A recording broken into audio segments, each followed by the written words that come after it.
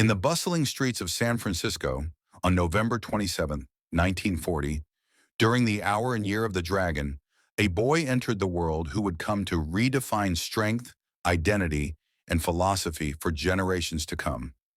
His name was Lee Jun-fan, but destiny had a shorter, sharper name for him: Bruce Lee.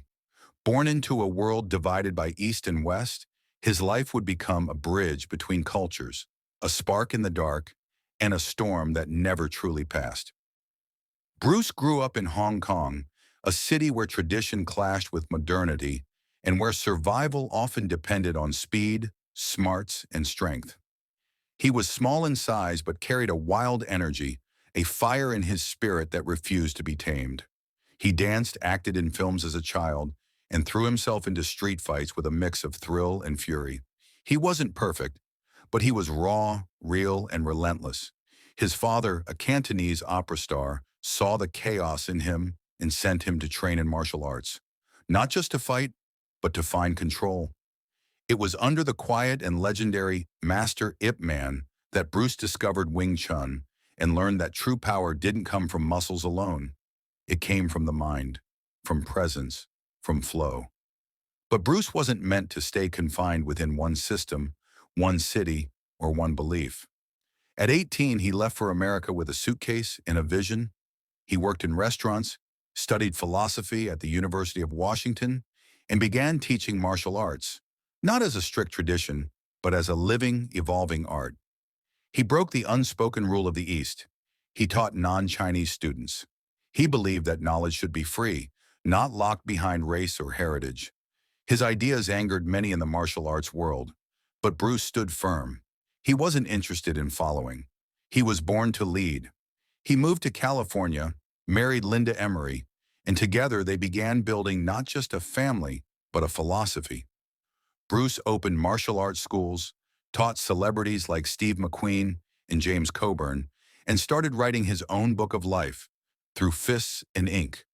But Hollywood still saw him as a side character, someone to be laughed at or placed in the background.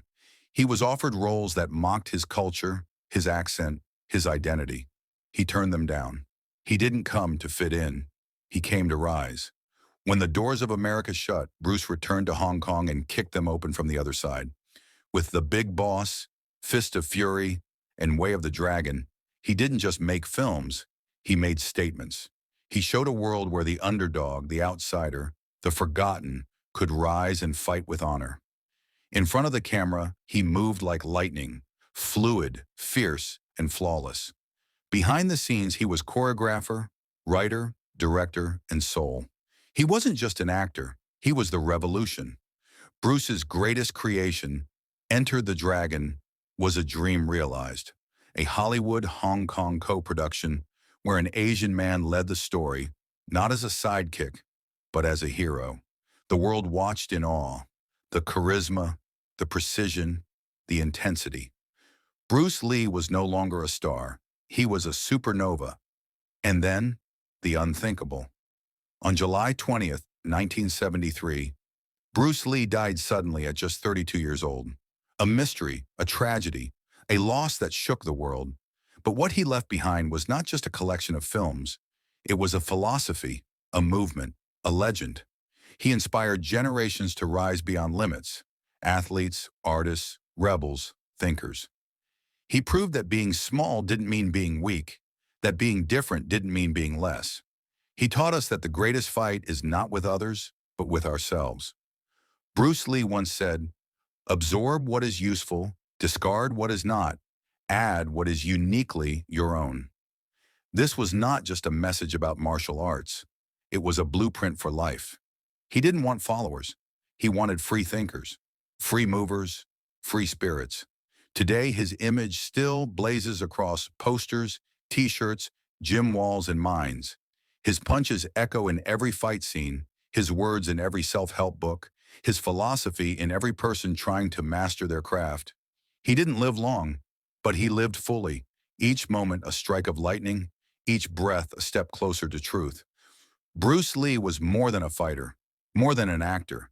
He was a philosopher in motion, a poet with fists, a dragon whose roar still shakes the sky. His body may have rested, but his spirit will never sleep. Because legends don't die. They evolve. And Bruce Lee is forever evolving, inside all those who dare to break limits, follow purpose, and become like water.